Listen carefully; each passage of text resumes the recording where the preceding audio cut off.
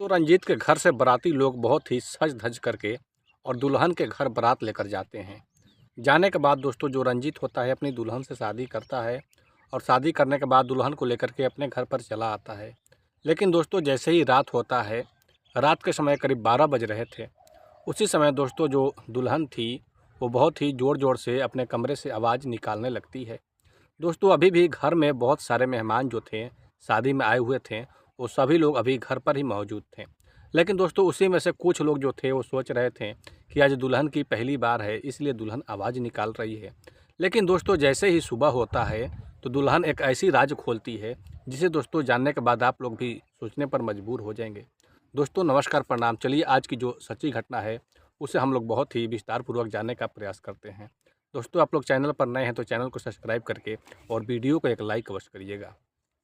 दोस्तों आज की जो सच्ची घटना है कबीरपुर की है। कबीरपुर में दोस्तों एक बहुत अच्छा परिवार रहते थे। परिवार का मुखिया जो होते हैं वीर बहादुर शाह होते हैं। वीर बहादुर शाह के पास दोस्तों बहुत सारे खेत होते हैं। उनके पास कोई चीज़ की कमियां नहीं थी। कमियां तो थी बस एक ही कि उनका जो लड़का था दोस्तों, वो ना तो सही ढंग से पढ़ाई कर पा रहा था और ना ही सही ढंग से वो खेती बाड़ी कर रहा था। इस वजह से वीर बहादुर जो थे वो बहुत ही अपने माइंड में अक्सर सोचते रहते थे कि आखिर जो हमारा लड़का है ना ही अच्छी तरीके से पढ़ाई कर रहा है और ना ही खेत का काम जो है उसे संभाल रहा है। आखिर दोस्तों एक जो पिता होते हैं अपने लड़के के लिए इतनी टेंशन लेकर के चलते थे। गांव के लोग जो थे वो कुछ कहते थे कि देखो तुम्हारा जो लड़का है वैसे ही आवारागर्दी पूरे दिन करते फिरता है, किसी बुजुर्गों पर मिट्टी फेंक देता है, किसी महिलाओं के साथ छेड़छाड़ कर देता है। इस वजह से दोस्तों वीर बहादुर जी बहुत परेशान रहते थे। अपने मन में सोचते थे कि एक मैं जो हूँ, मेरा नाम और मेरा रुतबा कितना है, और एक हमारा जो लड़का है उसे थोड़ी सी भी शर्म नहीं है कि अच्छी तरीके से पढ़ाई करनी चाहिए, बड़े बुजुर्गों को इज्जत करनी चाहिए। अब इस तरह से दोस्तों समय कट रहा था, दिन निकल रहा था। 5 वर्ष का समय निकल जाने के बाद दोस्तों वीर बहादुर जी जो होते हैं वो और भी टेंशन में आ जाते हैं, क्योंकि उनका लड़का जो था दोस्तों सुधरने का नाम ही नहीं ले रहा था। अब गांव के लोग जो थे वो कुछ ऐसी बातें कहने लगे कि देखिए वीर बहादुर जी, आपका जो लड़का है पढ़ा लिखा तो नहीं है, लेकिन फिर भी आपके पास संपत्ति की कोई कमी नहीं है। आपके पास अपार संपत्ति है। आपका लड़का चाहे जैसा भी हो, आपको एक लड़की जो है बेहद ही सुंदर है। अगर आप अपने लड़के का शादी करना चाहते हैं तो आप हमें बताइए, क्योंकि आप अपने लड़के का जब शादी कर दीजिएगा तो जो आपका लड़का है खुद ब खुद सुधर जाएगा, क्योंकि उसके कंधे पर जब एक जिम्मेवारी आ जाएगी तो खुद ब खुद सुधर जाएगा। अब यहाँ पर वीर बहादुर जी जब इतना बात सुनते हैं तो अपने मन में सोचने लगते हैं कि हाँ, तुम जो कह रहे हो शायद सही कह रहे हो। मैंने तो इतना प्रयास किया लेकिन हमारा लड़का सुधरा नहीं। वैसे भी अब शादी करने के लायक हो ही चुका है, तो क्यों ना एक बार इसकी शादी कर दिया जाए, शायद ये सुधर जाए। इसकी दुल्हन आएगी, इसे डांटेगी, बोलेगी, समझाएगी तो बातों को समझने लगेगा। अब वीर बहादुर जी जो होते हैं दोस्तों वो जाते हैं लड़की देखने। लड़की का नाम रीना होता है। रीना देखने में दोस्तों बेहद खूबसूरत थी, अच्छे घराने की थी। अब वीर बहादुर जी जो होते हैं अपने गांव के कुछ अड़ोस पड़ोस के लोगों के साथ, कुछ रिलेशन के लोगों के साथ जाते हैं लड़की देखने के लिए। लड़की के घर में दोस्तों चारों तरफ से कुर्सियां लगाई हुई थी, बीच में दोस्तों टेबल रखा गया था, बरामदे में सारे लोगों का व्यवस्था किया गया था। अब दोस्तों सभी लोग जा कर के उस आंगन में बैठते हैं। बैठने के बाद दोस्तों जो लड़की होती है कुछ देर के बाद दोस्तों ट्रे में चाय लेकर के आती है और टेबल पर रख कर के सभी लोगों को नमस्कार प्रणाम करती है। तभी दोस्तों उसी में से कुछ लोग जो होते हैं लड़की से, कुछ लोग अपने अपनी जो पूछना था वो लोग पूछने लगते हैं।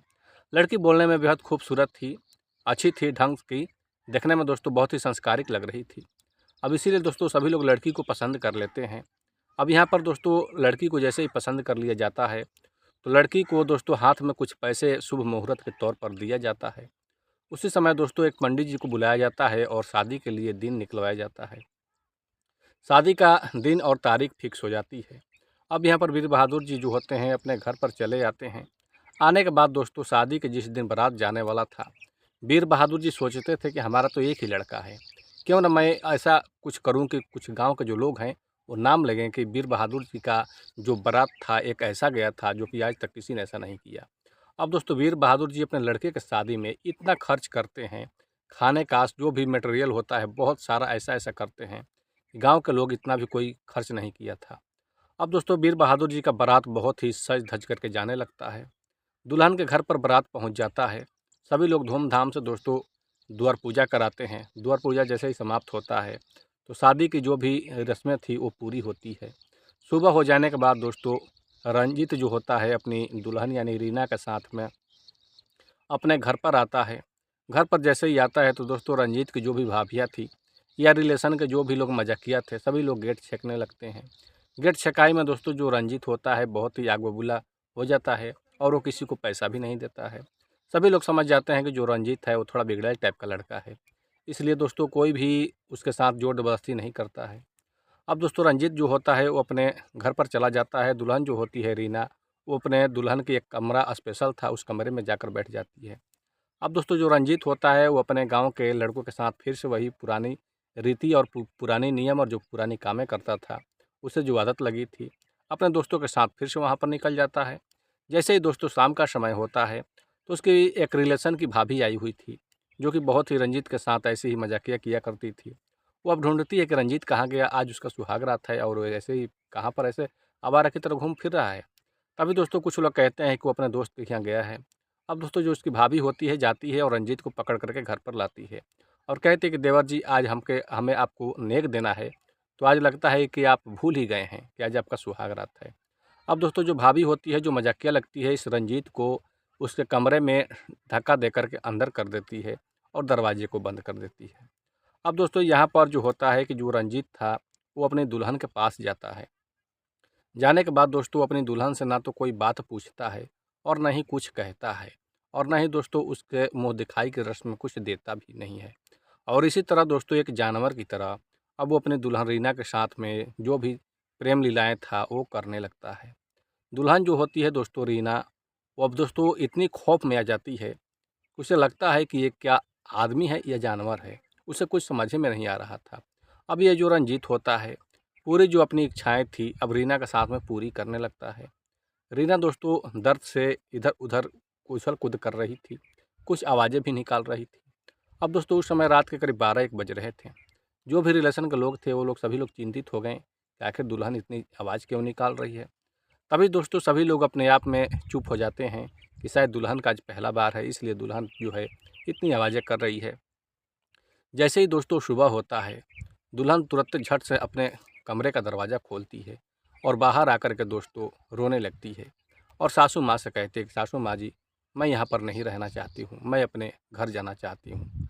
अब दोस्तों यहाँ पर सासू माँ पूछती है क्या बात हुआ बेटी, लेकिन दोस्तों जो दुल्हन रीना थी वो कुछ बताने के लिए तैयार नहीं थी। तभी दोस्तों यहाँ पर रीना जो होती है अपने मायके में फ़ोन कर देती है और कहती है कि पापा जी को जल्दी से जल्दी भेजो, मैं यहाँ नहीं रहना चाहती हूँ। अब दोस्तों जैसे ही रीना के माता पिता के पास ये खबर सूचना पहुंचती है तो सभी लोग हैरत में पड़ जाते हैं कि आज ही लड़की दुल्हन विदा होकर के ससुराल गई और एक दिन में ही क्या हो गया कि हमारी लड़की बोल रही है मैं यहाँ पर नहीं रहना चाहती हूँ। तभी दोस्तों रीना के जो पिताजी होते हैं वो तुरंत आते हैं और आने के बाद रीना से पूछते हैं क्या हुआ बेटी, लेकिन दोस्तों रीना कुछ बताने के लिए तैयार नहीं होती है और सिर्फ यही बात कहती है कि मैं यहाँ रहना नहीं चाहती हूँ, हमें घर लेकर के चलिए। अब दोस्तों रीना के जो पिताजी होते हैं रीना को लेकर के अपने घर पर चले जाते हैं। रीना अपने मायके जाकर के अपनी मम्मी से कहती है कि मम्मी जो दूल्हा है, जो हमारा दूल्हा है, दूल्हे का जो अंग है, जो प्राइवेट अंग है, कुछ इतना बड़ा है कि कहने लायक नहीं है। ऐसा तो गधा कभी नहीं होता है जिस तरीके का हमारा दूल्हा का है। मम्मी मैं वहाँ पर नहीं रहना चाहती हूँ, हमें उस लड़के से तलाक चाहिए, वरना मैं अगर वहाँ पर रह भी गई तो मैं 10 दिन से 15 दिन से ज़्यादा जीवित नहीं रह पाऊँगी। अब इतना कहने के बाद दोस्तों रीना की जो माँ होती है वो अपने पति से कहती है कि देखिए हमारी लड़की के लिए तलाकनामा का कागज़ तैयार करिए और मैं अपनी लड़की को उस लड़के से तलाक लेना चाहती हूँ। अब दोस्तों यहाँ पर क्या होता है कबीरपुर में कि जो वीर बहादुर होते हैं और उनका लड़का रंजीत, अब वीर बहादुर के घर पर सभी लोग कहने लगते हैं क्या बात हुआ क्या बात हुआ, अभी तो दुल्हन आई ही थी और फिर सुबह होते ही चली गई, क्या बात है। कुछ लोग रंजीत को ताना मारने लगे कि शायद रंजीत में ही कमियां होगी, इस वजह से जो जो दुल्हन है वो भाग चुकी है। अब दोस्तों सभी लोग रंजीत को भी चिढ़ाने लगते हैं। इधर वीर बहादुर जी को भी जो इज्जत थी वो भी मिट्टी में मिल जाती है कि शायद वीर बहादुर जी का जो लड़का है उसमें ही कमियां है, इस वजह से जो दुल्हन है वो भाग चली। अब यहाँ पर वीर बहादुर जी बहुत गुस्से में हो जाते हैं और कहते हैं कि न जाने ये शैतान क्या किया नहीं किया और जो दुल्हन है सुबह होते ही हमारे घर से चली गई। दोस्तों समय कटने लगता है, दिन बीतने लगता है, 1-2 साल का समय निकल जाता है।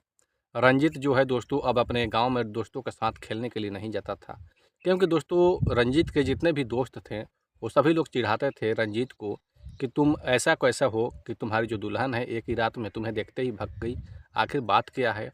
रंजीत कुछ बताने के लिए तैयार नहीं होता है।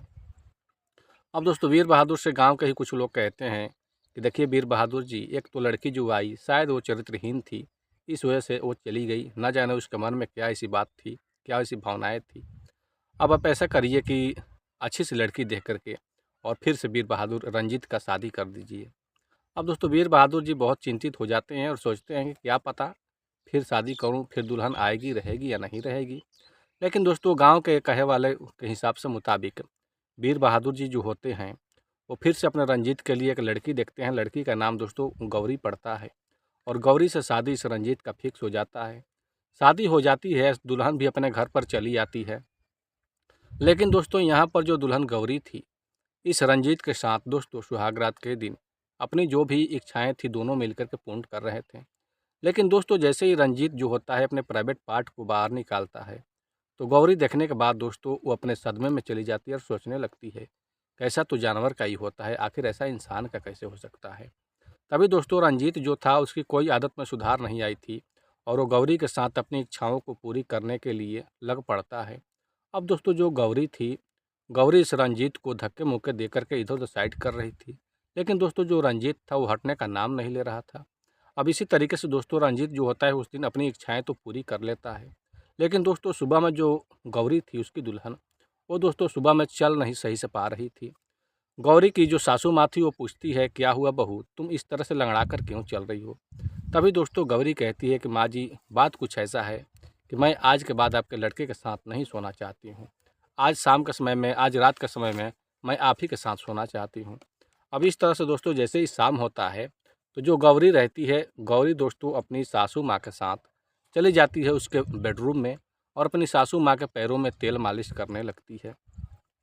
जैसे ही दोस्तों रात का समय 10 बजता है तो गौरी अपनी सासू माँ के बगल में ही थोड़ा सा उसे नींद आ जाता है और वहीं पर पड़ी रह जाती है।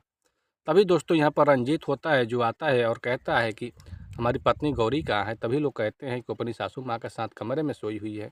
अब रंजीत दोस्तों बहुत ही आग बबूला हो जाता है, तभी गौरी को उठाकर लेकर अपने कमरे में चला जाता है। अब दोस्तों गौरी की अभी एक पहला वाला दर्द मिटा ही नहीं था कि दूसरा दर्द भोगने के लिए ये जो रंजीत है फिर से अपने कमरे में लेकर चला जाता है और जाने के बाद फिर से गौरी के साथ वो अपनी जो भी इच्छाएं थी पूर्ण करता है। जैसे ही सुबह होता है तो गौरी जो होती है दोस्तों सीधा अपने सासू माँ से कहती है कि सासू माँ जी, मैं जो भी अपना कपड़ा है, जो भी सामान है, अभी समेट करके और मैं अपने मायके जा रही हूँ। मैं यहाँ पर नहीं रहने वाली हूँ। क्योंकि दोस्तों गौरी के घर पर कोई नहीं था। गौरी के माँ के अलावा उसके भाई या ना तो उसके पापा भी नहीं थे। इस वजह से जो गौरी होती है सारा जो सामान था दोस्तों समेटने के बाद और वो अपनी सासू माँ से माफ़ी मांग करके और कहती है कि मैं इस घर में सासू माँ नहीं रहना चाहती हूँ। आप चाहे जो भी कुछ करिए लेकिन मैं रोकने वाली नहीं हूँ। आपका लड़का नहीं बल्कि एक जानवर है। अब दोस्तों इतना कहने के बाद गौरी भी अपने मायके चली जाती है। अब दोस्तों वीर बहादुर जी यहाँ पर बहुत गुस्सा हो जाते हैं और अपने लड़के को डांटते हैं रंजीत को और कहते हैं कि तुम हमारे घर से निकल जाओ, तुम हमारे घर पर मत रहो क्योंकि तुमने हमें बहुत सारी बेइज्जतियाँ कराई है आज तक। अब दोस्तों यहाँ पर जो रंजीत होता है बेहद ही गुस्सा में आ जाता है। गुस्सा में आने के बाद रंजीत सोचता है क्यों ना हमारा जो दोस्त है वो बाहर में रहते हैं, क्यों ना उन्हीं के पास चला जाए। अब दोस्तों रंजीत जो है अपने घर छोड़ करके निकल जाता है और उसके जो कुछ दोस्त थे दोस्तों अनूप और बबलू, वो लोग पंजाब में रहते थे। पंजाब में रह कर के कंपनी में काम करते थे। रंजीत जो होता है दोस्तों वो अपने दोस्त के पास चला जाता है, अनूप के पास। लेकिन दोस्तों 1 से 2 दिन तक रंजीत बैठ कर के खाना खाता है उन लोगों के साथ उन्हीं कमरे में। बबलू कहता है कि देखो भाई रंजीत, ये गांव नहीं है, ये शहर है। यहाँ पर जो कोई भी आता है तो कमाना पड़ता है, यहाँ पर बैठ के लिए खाने को नहीं मिलेगा। अब एक दिन दोस्तों रंजीत को लेकर के वो लोग कंपनी में जाते हैं और कहते हैं कि रंजीत तुम इसी कंपनी में काम करो। रंजीत दोस्तों कभी भी काम नहीं किया था, इस वजह से रंजीत को काम करना अच्छा नहीं लगता था। तभी दोस्तों रंजीत जो है कंपनी से भाग करके रूम पर चला आता है। दोनों दोस्त जब शाम के समय में काम करके रूम पर आते हैं, देखते हैं कि जो रंजीत है ऐसे ही सो करके टीवी देख रहा है। दोनों जो दोस्त होते हैं बहुत ही इस रंजीत पर झगड़ने लगते हैं और कहते हैं कि देखो रंजीत, इससे तो अच्छा है कि तुम अपने गांव पर ही चले जाओ, वहीं पर खाना खा करके और सिर्फ सोए रहना और टीवी देखते रहना। अब दोस्तों यहाँ पर जो रंजीत होता है फिर से अपने दोस्तों के पास से भी दोस्तों वहाँ से निकल लेता है। लेकिन दोस्तों पंजाब से एक लोकल ट्रेन पकड़ता है। ट्रेन जो है 4 स्टेशन आगे जाती है। जैसे ही रंजीत दोस्तों एक लोकल एरिया में उतर जाता है एक हॉल्ट पर। उतरने के बाद दोस्तों पास के ही एक गाँव में चला जाता है तो उस समय दोस्तों करीब करीब शाम हो जाती है। शाम हो जाने की वजह से रंजीत जो है दोस्तों रोड पर ही ऐसे ही लेट जाता है। रात का समय बीत रहा था। सभी लोग रंजीत को घूर रहे थे कि आखिर ये जो अजनबी है यहाँ कहाँ से आ गया। सुबह होता है तो रंजीत की दोस्तों बहुत ही ज़ोर से भूख लग जाती है। रंजीत गांव के ही कुछ लोगों से कहता है कि हमें खाने के लिए दे दीजिए। वहीं में से कुछ जो लोग होते हैं इस रंजीत को खाना खिला देते हैं। रंजीत कहता है कि देखिए मैं काम करने के लिए यहाँ पर आया हूँ, मैं काम करना चाहता हूँ। अब दोस्तों गांव के कुछ लोग जो हैं वो कहते हैं कि देखिए भाई यहाँ पर तो काम मिलने वाला नहीं है। हमारे गांव से 3 किलोमीटर आगे एक चौक है शहर में। उस चौक पर अगर तुम जाओगे तो सभी लेबर और मजदूर उसी चौक पर जाते हैं काम करने के लिए। वहाँ पर तुम्हें काम मिल जाएगी। अब दोस्तों रंजीत वहाँ चौक पर तो चला जाता है। सभी जो लेबर और मजदूर और जो मिस्त्री थे सभी लोगों को जो ठेकेदार थे आते हैं और लेते हैं और काम के लिए चले जाते हैं। अब दोस्तों यहाँ पर टाइम बहुत ज़्यादा ओवर हो चुका था। 10:30 का समय हो चुका था। सभी लेबर और मजदूर अपने अपने काम पर चले गए थे। दोस्तों यहाँ पर रंजीत को कोई चिंता और पहचानता नहीं था। इस वजह से इस रंजीत से कोई पूछा ही नहीं कि तुम यहाँ पर खड़े क्यों हो, काम करने के लिए या तुम कहीं जा रहे हो। अब दोस्तों सभी लोग चले जाने के बाद रंजीत बेहद नाराज़ हो जाता है और सोचने लगता है कि आज तो मैंने किसी से मांग कर खा लिया, लेकिन आज के बाद से मैं खाऊँगा भी तो कहाँ से खाऊँगा। अब इस तरह से दोस्तों कुछ देर के बाद उसी जगह पर एक मैडम आती है। मैडम का नाम दोस्तों यहाँ पर चांदनी होता है। चांदनी की उम्र की लमसम बात किया जाए तो दोस्तों यही 35 साल थी। चांदनी अपनी स्कूटी से आती है और इस रंजीत से पूछती है कि तुम यहाँ पर काम करने के लिए खड़े हो या कहीं जाने के लिए। रंजीत कहता है कि मैडम मैं यहाँ पर काम करने के लिए खड़ा हूँ। अब दोस्तों इस रंजीत को जो मैडम होती है कहती है कि तुम हमारे घर पर चलो और हमारे कुछ खेत का भी काम करना है और हमारे घर का भी कुछ काम करना है। हम तुम्हें महीने का अच्छा खासा पैसे देंगे और अपने घर पर खाना भी खिलाएंगे। अब दोस्तों इस रंजीत को लेकर के चांदनी मैडम जो होती है वो अपने घर पर चली जाती है। उस समय दोस्तों चांदनी जो मैडम थी उनका जो ससुर थे वो खेत पर काम कर रहे थे। तभी दोस्तों यहाँ पर रंजीत को जो चांदनी मैडम होती है अच्छी तरीके से साबुन देती है, तौलिया देती है और कहती है कि तुम बहुत गंदे हो चुके हो, पहले जा कर के स्नान कर लो ताकि साफ़ सुथरा हो जाओ। रंजीत दोस्तों जाता है बाथरूम में, स्नान करता है। लेकिन उस समय दोस्तों जो रंजीत होता है वो अपने बाथरूम का जो दरवाज़ा था उसे लॉक करना भूल जाता है और रंजीत के पास दोस्तों एक ही उसके बनियान जो था एक ही पहना हुआ था, अंदर का जो भी कपड़े होते हैं। अब दोस्तों रंजीत सोचता है क्यों ना इस अंडरवियर को खोल करके और इसे खींच दिया जाए और ये तौलिया लपेट लिया जाए, क्योंकि दोस्तों रंजीत काफ़ी दिनों से स्नान नहीं किया था। रंजीत दोस्तों अपना अंडरवियर खोल करके स्नान कर रहा था। उसी समय दोस्तों जो चांदनी मैडम होती है वो बाथरूम के अंदर जाती है पानी लेने के लिए। तो देखती है कि गेट ऐसे ही खुला है और इस चांदनी मैडम का जो नज़र होता है इस रंजीत के प्राइवेट पार्ट पर पड़ जाता है। अब दोस्तों जो चांदनी मैडम होती है वो लज्जित होकर के और वहाँ से हट जाती है और सोचने लगती है कि जो हम मजदूर लेकर के अपने घर पर आए हैं आखिर इसका ऐसा प्राइवेट पार्ट कैसे हो सकता है। लेकिन दोस्तों कुछ देर के बाद वहाँ पर कुछ ऐसा होता है जिसे आप लोग भी जानने के बाद दोस्तों बेहद ही सोचने लगेंगे कि आखिर एक मैडम इस तरीके का काम कैसे कर सकती है। तो दोस्तों ये कहानी जो है बेहद ही लंबा और बड़ा हो जाएगा, इसलिए मैं इस कहानी को यहीं पर एंड करता हूँ। अगर आप लोग इस कहानी को आगे भी सुनना चाहते हैं तो कमेंट सेक्शन में कमेंट अवश्य करिएगा। मिलते हैं नेक्स्ट स्टोरी में। बहुत बहुत धन्यवाद।